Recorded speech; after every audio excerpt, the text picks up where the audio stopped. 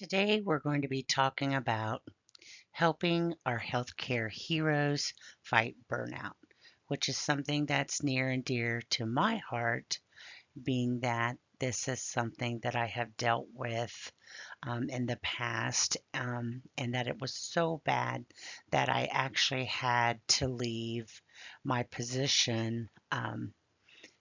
Because it wasn't going to get any better, not because anyone was being mean or anything like that, but just because there was no options left for me to do. So I had to take matters into my own hands, and um, so that is why I'm sharing that with you today, is because maybe someone can see this or hear this and see what I'm talking about. So, first of all, hi everyone. My name is Natasha, and first of all, I'm so glad that you're here. And today we're going to talk a little bit about how we can take care of each other at work. So, first of all, welcome to our training. And today we will talk about something very important throughout the healthcare industry. And that is, how can we help our healthcare team feel better and to do their best work? And I don't think that people realize that this is such a serious situation, and it happens all too often, especially when we have shortages in a lot of our different fields. So, you're asking, what is burnout, or healthcare burnout more specifically? So burnout is it's kind of like when your phone battery runs out and you need to recharge. Well, that's kind of like how people feel. They feel burnout when they're overwhelmed and they just can't get past it. Burnout means that you're feeling tired, stressed, or you're even sad from working too much or too hard. And I'm not talking about your everyday working hard, because we all work hard, but sometimes some of us are just pushed a little beyond that brink um, of acceptance of what we should be doing. So, first of all, what is healthcare burnout? Healthcare burnout is simplified by emotional exhaustion, depersonalization, and reduced sense of personal accomplishment. Now, it arises from the chronic stressors faced by healthcare professionals, leading to feelings of hopelessness and delusionment with their work. And I can't talk, but that's okay. Burnout. So just imagine you're at home and you're doing chores all day without a break, or not even just a thank you. That's how burnout feels. Again, why does it happen? Well, too much work. You know, they're just piling on you. You just can't seem to catch a break. Not enough help. And, like I said, in the healthcare industry, we're finding that, especially since the pandemic, more and more that it's hard to find the help. I am a medical assistant, and I mean, we just can't get the medical assistants. So it is, just a crazy feeling. A feeling of feeling unappreciated. You're doing all this work, but there's no validation for it. Not everybody needs validation, but sometimes it's just you're not looking for monetary things. You're just looking for a simple thank you. Um, and there's so much more that goes along with that. But, again, just a simple thank you, or just, hey, won't you take a break? I got you covered until you come back. Just goes a long way. So, who does this affect?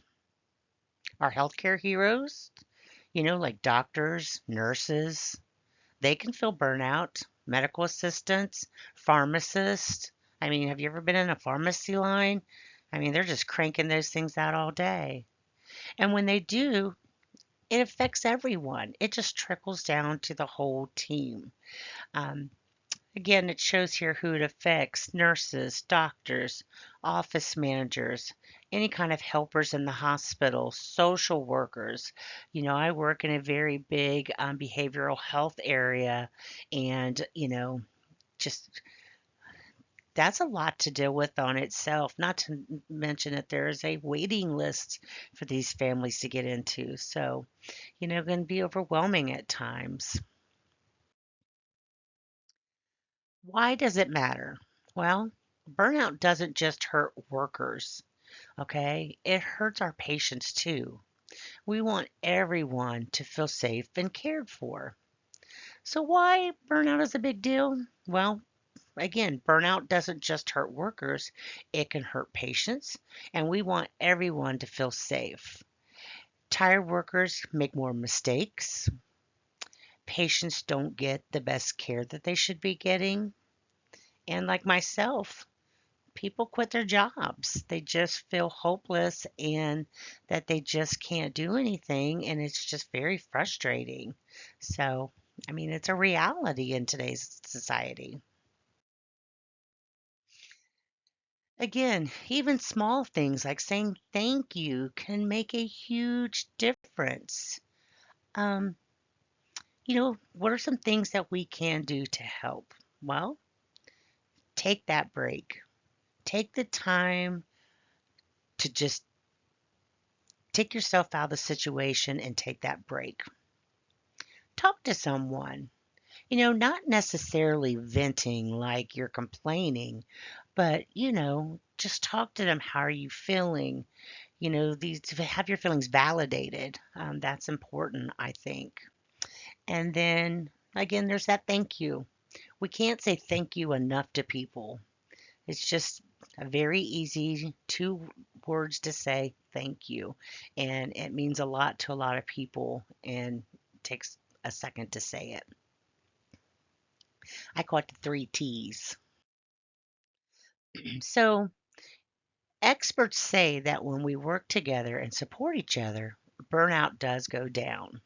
And I believe that because I probably would have left a long time ago from my job if it hadn't been for my coworkers and us turning some of our situations into comical situations just because it is what it is or it was what it was. And, there is evidence based ways to fix burnout.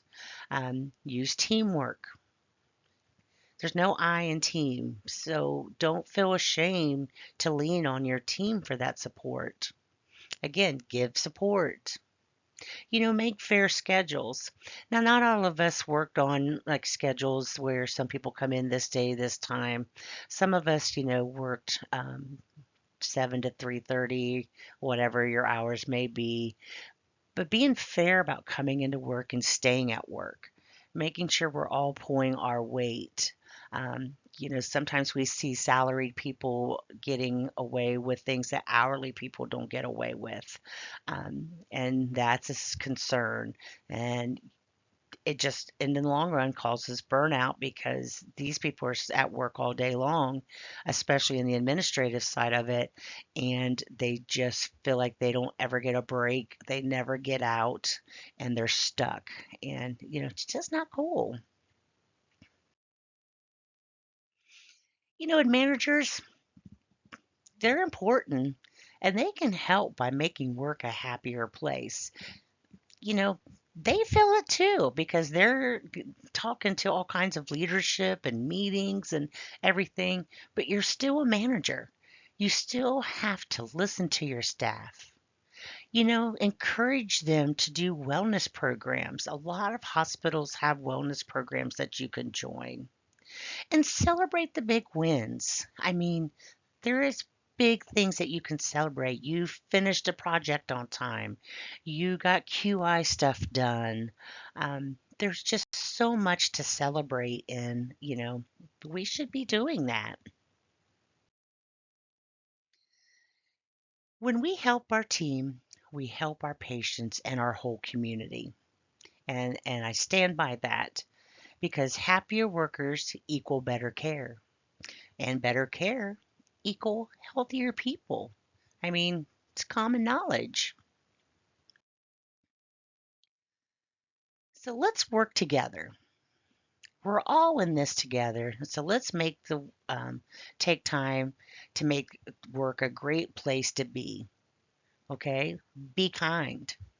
Some of us are not being kind anymore. We're so stressed out that we're just snapping and getting on to people, and it's not healthy. Be fair. You know, if someone's doing something, we all should be doing it, if that is the protocol. And be a team always. If we don't work together, then again, like I said, that's sometimes where that burnout comes out because someone's feeling left out or doing things on their own and their team's not pulling their weight. Just remember that you are amazing. And let's keep making a difference, especially in the healthcare field. We're important. We need to be out there for our community and for our patients.